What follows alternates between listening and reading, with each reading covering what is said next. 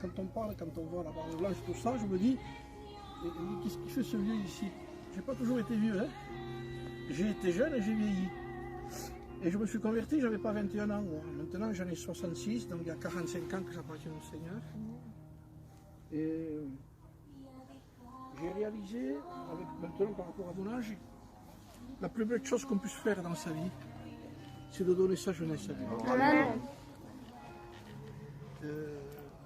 Je peux témoigner que vous n'allez jamais regretter, avec si le Seigneur tarde à venir, d'avoir donné votre jeunesse à Dieu. Amen.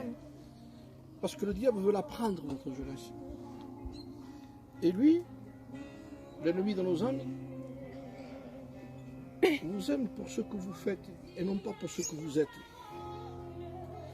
Et il vous donnera des amis et des copains et des copines qui seront des copains et des copines par rapport à ce que vous faites et non pas par rapport à ce que vous êtes.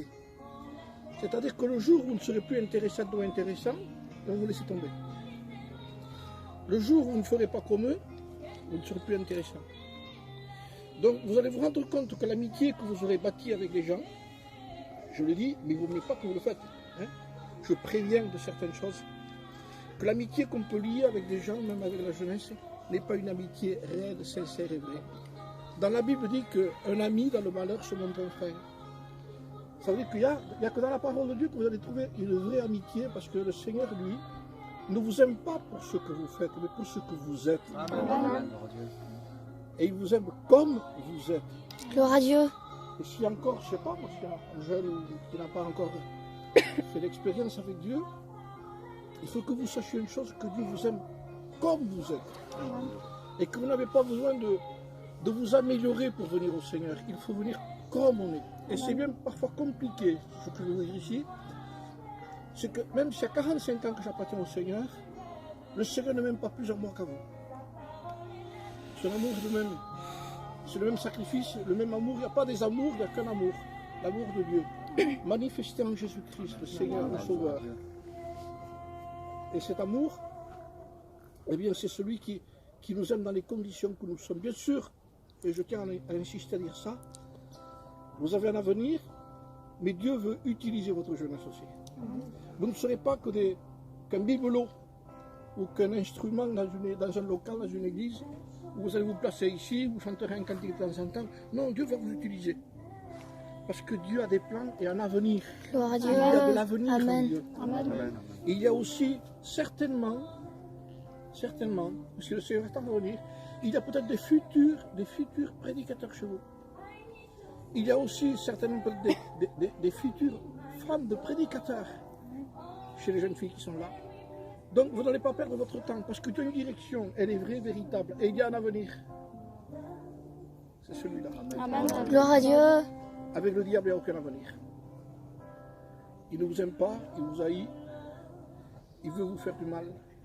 Il a un plan, c'est vous emmener dans les ténèbres.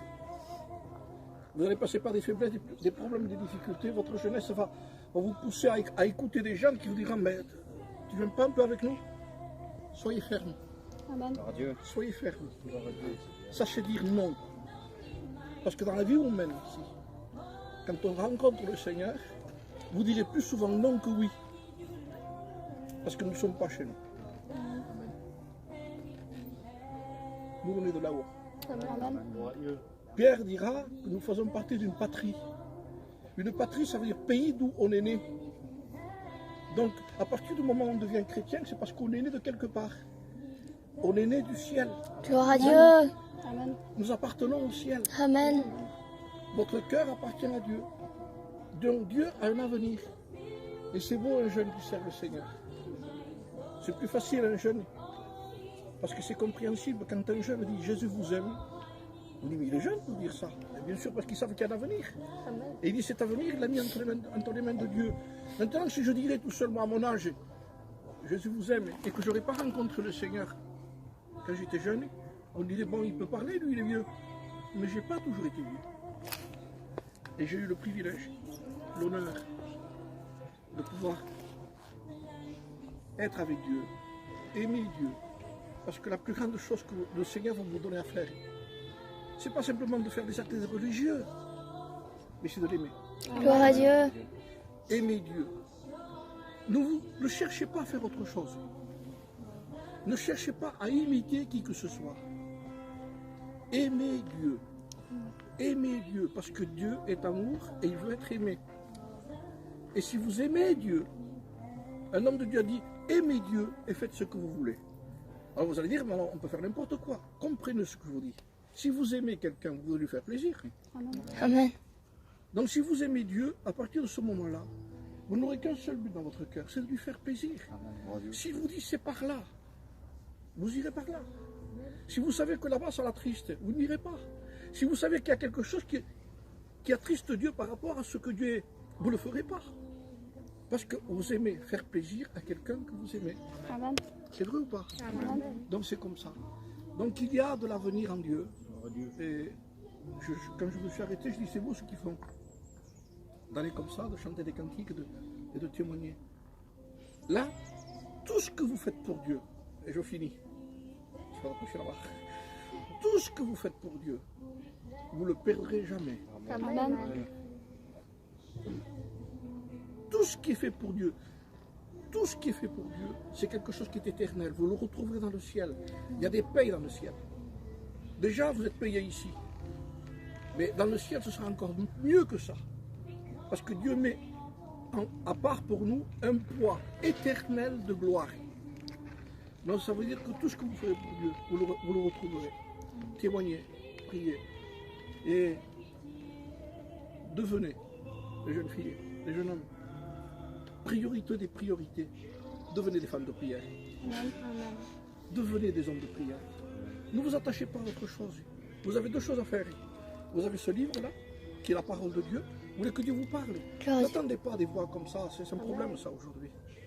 On veut que Dieu nous parle sans lire la parole de Dieu. Dieu nous parle par la Bible. Gloire à Dieu. Vous voulez qu'il vous parle? Vous voulez la Bible, vous parlez. Quand on ouvre ce livre, on ouvre la bouche de Dieu. C'est Dieu qui parle.